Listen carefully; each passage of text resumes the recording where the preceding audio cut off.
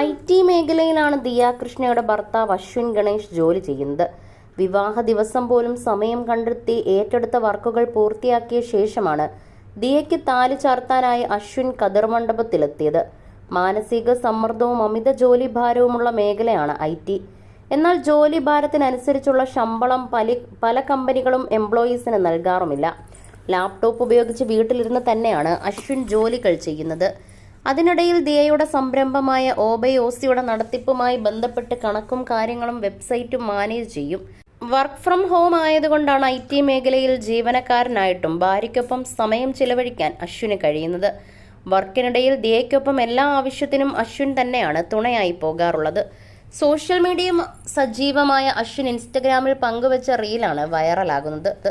IT മേഖലയിൽ ജോലി ചെയ്യുന്ന ഒരു ആവറേജ് ചെറുപ്പക്കാരൻ അവന്റെ ശമ്പളത്തിന്റെ 90% കുടുംബത്തിന്റെ ആവശ്യങ്ങൾക്കും EMIക്കും വീട്ടുവാടകയ്ക്കും വേണ്ടിയാണ് ചിലവഴിക്കുന്നതെന്നും സ്വന്തം ആഗ്രഹങ്ങൾക്കായി നീക്കിവെക്കാനോ സമ്പാദിക്കാനോ വരുമാനം തികയില്ലെന്നും സാരാംശമുള്ള റീലാണ് അശ്വിൻ പങ്കുവച്ചത്.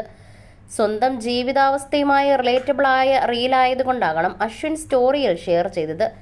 അശ്വിന്റെ സ്റ്റോറി വൈറലായതോടെ സമാനമായ അവസ്ഥയുള്ള പ്രേക്ഷകരെല്ലാം കമന്റുമായി എത്തി. കേരളത്തിലെ ഭൂരിഭാഗം ചെറുപ്പക്കാരും മാസശമ്പളവും ജീവിത ചെലവും ബാലൻസ് ചെയ്ത് കൊണ്ടുപോകാൻ ബുദ്ധിമുട്ടുന്നവരാണ്. ഭാര്യ ലക്ഷങ്ങൾ വരുമാനമുള്ള സംരംഭകയാണെങ്കിൽ കൂടിയും അവയിൽ നിന്നും പണം വീട്ടു ആവശ്യങ്ങൾക്ക് വേണ്ടി അധികമായി അശ്വിൻ ചിലവഴിക്കാറില്ല. ലക്ഷങ്ങൾ മാസം ടേൺ ഓവറുള്ള സ്ഥാപനമാണ് ദിയ കൃഷ്ണയുടെ OBOC എന്ന സ്ഥാപനം. ഇമിറ്റേഷൻ ആഭരണങ്ങൾ, സാരികൾ എന്നിവയാണ് OBOCയിലൂടെ വിൽപ്പന നടത്തുന്നത്. ഓൺലൈനിലൂടെയാണ് കൂടുതലും കസ്റ്റമേഴ്സ് OBOCയിൽ നിന്നും പർച്ചേസ് ചെയ്യുന്നത്. കൂടാതെ ഒരു ഫിസിക്കൽ സ്റ്റോറും തിരുവനന്തപുരത്തിന്റെ ഹൃദയഭാഗത്തായി ദിയയുടെ OBOCക്കുണ്ട്. ബിസിനസ്സിനോട് പണ്ട് മുതൽ താല്പര്യമുള്ള ആളാണ് ദിയ. അങ്ങനെയാണ് കോളേജ് പഠനത്തിന് ശേഷം OBOC ആരംഭിക്കുന്നത്. പെൺകുട്ടികളുടെ ഫാഷൻ ടേസ്റ്റിനനുസരിച്ചുള്ള വസ്ത്രങ്ങളും മുമ്പ് OBOCയിൽ ലഭ്യമായിരുന്നു.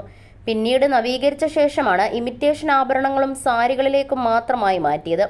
അടുത്തിടെ സ്ഥാപനത്തിൽ നടന്ന സാമ്പത്തിക തട്ടിപ്പിലൂടെ ദിയയ്ക്ക് 69 ലക്ഷം രൂപയും സ്റ്റോക്കുകളും നഷ്ടപ്പെട്ടിരുന്നു.